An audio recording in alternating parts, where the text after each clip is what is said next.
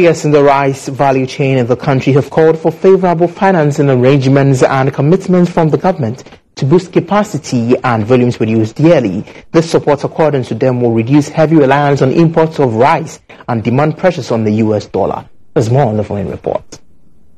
Data from Agricultural Research for Sustainable Development, CIRAD, shows that Ghana's rice self-sufficiency ratio declined from 38% in 1999 to 24% in 2006 and increased to about 43% in 2020.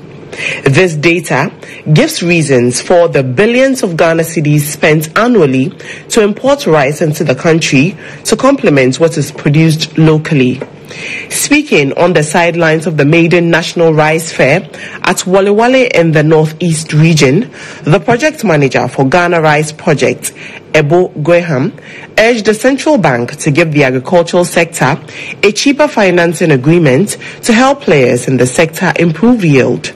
Financing to get mechanization is inadequate and making it rather difficult for farmers and agri-value chain actors to access. So when it comes to that, it's a key area that we need to look at. And we are also looking at Bank of Ghana to look at it and give us a good portfolio around the commercial banks to give us a low interest rate or subsidized interest rate for farmers to be able to access to produce.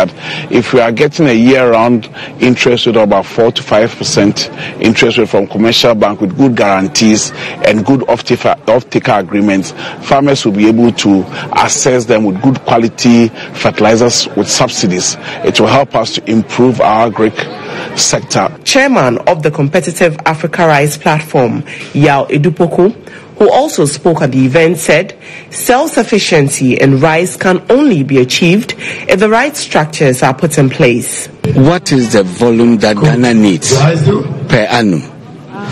And then that is what we give to the farmer. That's the data we give to the farmer.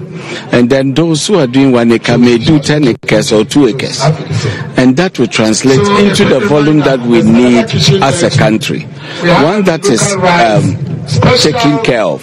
The next thing is the processing end. And the processing end cannot work if we don't have storage in place. We also need to invest in rice mills so that the quantity that we need as a nation can be met. Ghana's total rice consumption in 2020 amounted to about 1,450,000 metric tons, which is equivalent to per capita consumption of about 45.0 kg per annum. As players call on the government to help make the local rice industry competitive, they are urging the consuming public to patronize rice produced locally.